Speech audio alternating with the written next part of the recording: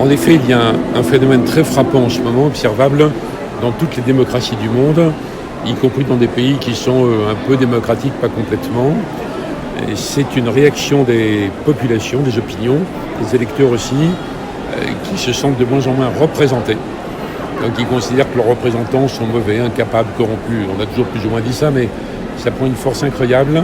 Et ce qui est plus frappant par rapport à avant, c'est que l'idée même d'élire des députés ou des présidents, etc., ou des partis, et leur confier un travail à l'issue duquel on regarde si on les garde ou pas, c'est une idée qui est balayée par une espèce d'impatience énorme, qui s'explique par le fait que les gens sont extrêmement informés instantanément, ce qu'on les rend encore plus impatients, que les réseaux sociaux sont une sorte de système d'appel au lynchage généralisé en permanence sans aucun recul.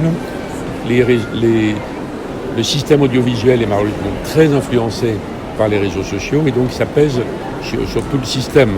Et donc ça devient de plus en plus compliqué de gouverner dans les démocraties, même les régimes qui sont en partie démocratiques.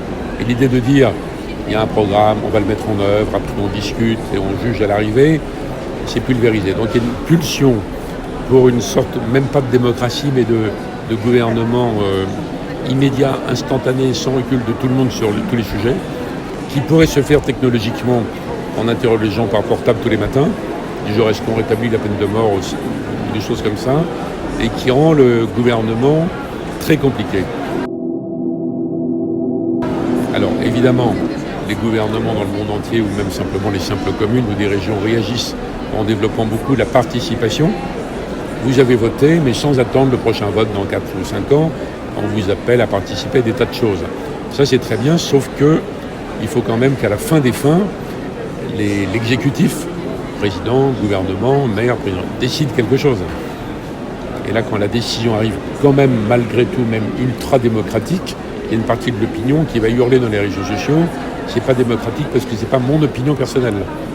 Voilà la contradiction énorme dans laquelle sont placés tous les gouvernements du monde, sauf ceux qui arrivent à verrouiller complètement. Et il y en a de moins en moins. Donc c'est la grande question des démocraties entre guillemets pour les décennies à venir.